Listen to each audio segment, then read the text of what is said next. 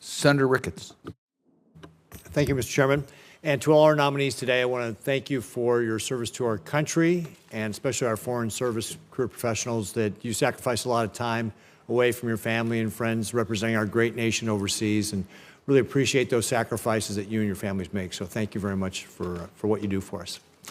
Ambassador Smith, you have been very popular today, so I'm going to continue that trend. During your time as ambassador to NATO, you've been a staunch advocate for aiding Ukraine and stressing the urgency of supplying it with the necessary weapons it needs to succeed. Yet to this day, the administration is restricting how Ukraine uses these weapons, specifically preventing Ukraine from using long-range ATACMS to strike targets inside of Russia. But it was true for the tanks and for the F-16s. Very slow. Frustratingly, Congress lacks a coherent explanation for these restrictions. I alone have heard 4 conflicting reasons. I've heard that it was necessary to ensure Ukraine is using their limited ATACMS effectively. I've heard these restrictions were to prevent Russian escalation.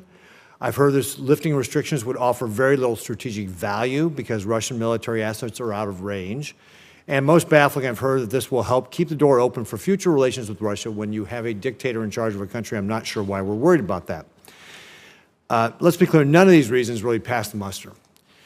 Ambassador Smith, do you support removing the current restrictions on Ukraine's ability to use U.S.-supplied weapons to strike military targets inside Russian territory? And if not, why not? And what is your understanding for why these restrictions need to be? Thank you very much for that question, Senator Ricketts. Let me start by saying we absolutely have to ensure that Ukraine prevails. We've learned in the past that if dictators succeed, if Russia succeeds in taking over Ukraine, it will likely keep going.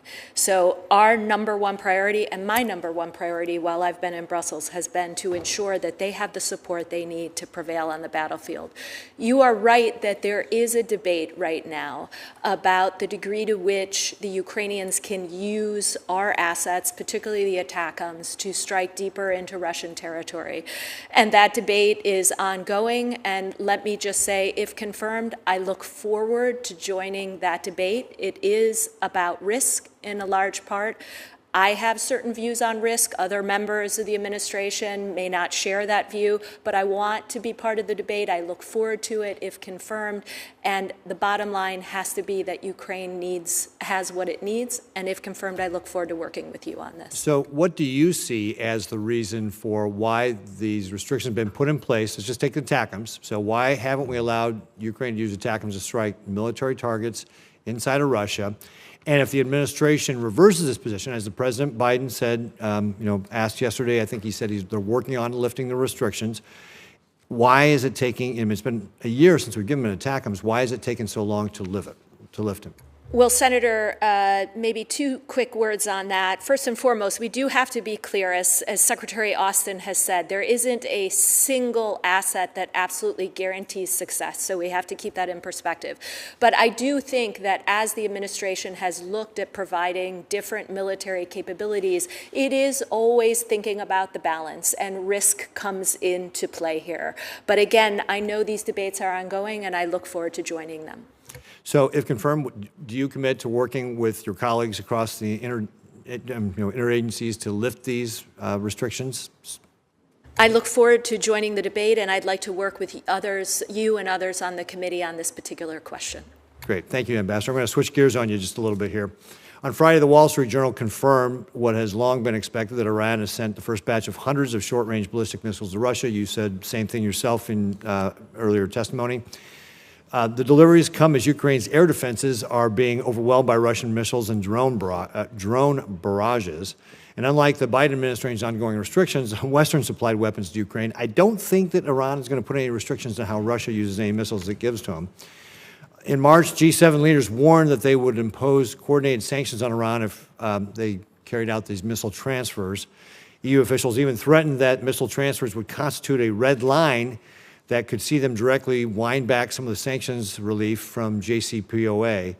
However, despite these warnings, Iran has still proceeded with the escalation, clearly showing Iran doesn't care or fear any potential consequences imposed by the administration or our European allies. It's clear that sanctions on Iran aren't going to cut it. Ambassador Smith, since the start of the administration, Iranian oil exports have exceeded over $100 billion, which has allowed the IRGC to produce the missiles and drones it's sending to Putin to kill our Ukrainians and attack our ally Israel.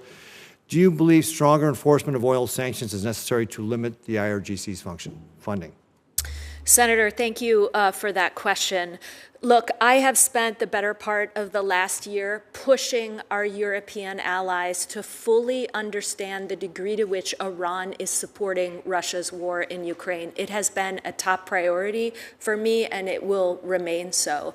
We have to work in concert with our allies and partners to apply pressure on this regime and call out what they are doing to support Russia. But we also have to join forces with our friends in Europe and beyond to get the Ukrainians the maximum amount of air defense that they need right now to protect their people, to protect critical infrastructure, which the Russians are targeting almost each and every day, and make sure that they can continue to defend their territory. If confirmed, I certainly will continue focus on Iran specifically and what it is doing to support Russia, but also its wider, long list of destabilizing behavior around the world. And then just on that, with regard to, if you're confirmed, and with regard to Iran, will you commit to working with our allies in London, Berlin, and Paris to trigger the snapback of the pre-JCPOA UN sanctions on Iran, including the UN global arms embargo, as well as other UN drone and missile restrictions?